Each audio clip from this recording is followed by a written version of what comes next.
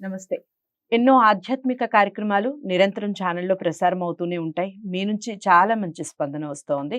అందులో భాగంగా ఈరోజు డాక్టర్ వేదాల రవీంద్రనాథ్ సిద్ధాంతి గారితో మాస ఫలితాలు తెలుసుకునే ప్రయత్నం చేద్దాం.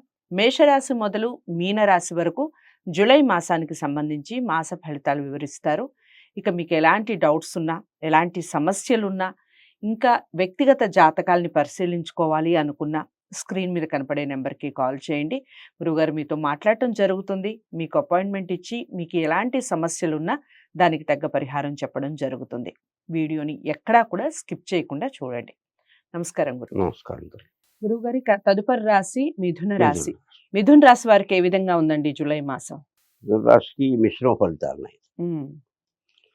ఎందుకు మిశ్రమ ఫలితాలున్నాయని చెప్పానంటే, రాష్ట్రాధిపతి రాశిలోనే ఉన్నాడు హ్మ్. బుధుడు. హ్మ్. ఎప్పటి వరకు ఉంటున్నాడంటే, మూడో తారీఖు వరకు, అంటే 2 రోజులు ఉంటున్నాడు. హ్మ్. రెండో ఇంట్లోకి వెళ్తున్నాడు. హ్మ్. తర్వాత రవి, బుధ, శుక్రుడు రాశిలో ఉంటున్నారు. తర్వాత 4వ ఇంట్లో కేతు ఉంటున్నాడు. హ్మ్. అలాగే 8వ ఇంట్లో శని వక్రై ఉంటున్నాడు. 9వ ఇంట్లో రాహు ఉంటున్నాడు. 11వ ఇంట్లో గురువు ఉంటున్నాడు. హ్మ్.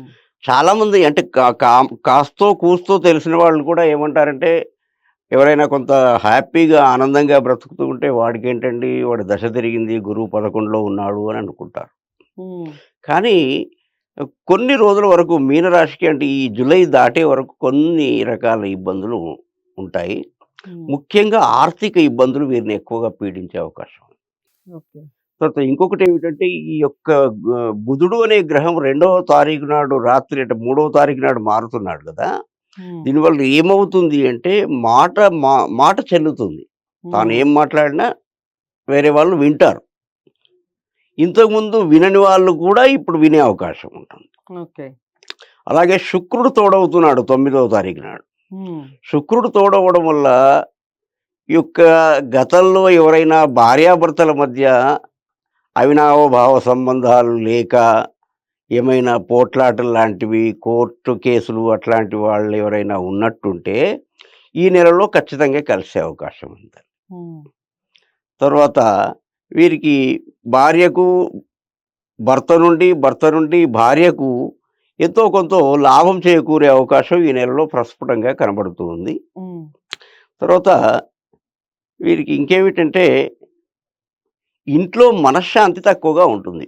హ్మ్. మనశ్శాంతి తక్కువ ఉండడానికి కారణం ఏమిటంటే, ఈ యొక్క కేతు అనే గ్రహము 4వ ఇంట్లో ఉండడం.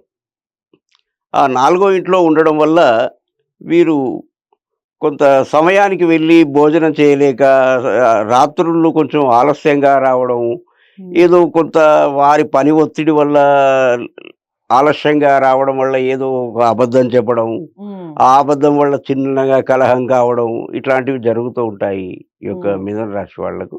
అంటే ఇప్పుడు కొన్ని కొన్ని సందర్భాల్లో గృహాల్లో కూడా ఆడవాళ్ళు అర్థం చేసుకోవాలి, మగవాళ్ళు అర్థం చేసుకోవాలి. హ్మ్. హ్మ్. లేట్ వచ్చాడు అంటే ఏదైనా పని ఉండి ఉంటుంది అని అనుకోవాలి. హ్మ్. అట్లా వీళ్ళు బయట ఒత్తిడి అనుభవించాలి, హ్మ్. ఇంట్లో ఒత్తిడి కూడా అనుభవించాలి. ఓకే. కాబట్టి కొంచెం వీళ్ళు ఈ నెలలో చాలా సుఖాలున్నప్పటికీ మానసిక ఒత్తిడి మాత్రం దాని నుండి ఉంటుంది. తప్పించుకోలేరు. కాబట్టి హ్మ్. వీళ్ళు మానసిక ఒత్తిడి అధికంగా ఉంది. వీళ్ళ రాష్ట్రాధిపతి బు బుధుని యొక్క రాష్ట్రాధిపతి ఎవరంటే దుర్గాదేవి. హ్మ్. చాలామంది విష్ణువు అని చెప్తారు. ఓకే. సరే, మీరు విష్ణువైనా ఆ విష్ణువు సోదరే హ్మ్. అమ్మవారు గదా! హ్మ్. కాబట్టి ఎవరినైనా మీరు మనస్ఫూర్తిగా ఓం నమో నారాయణాయ లేదా ఓం హ్రీం దుం దుర్గాయై నమః అనే మంత్రాన్ని పరిష్కారం. హ్మ్. నిరంతరం జపించండి. ఓకే.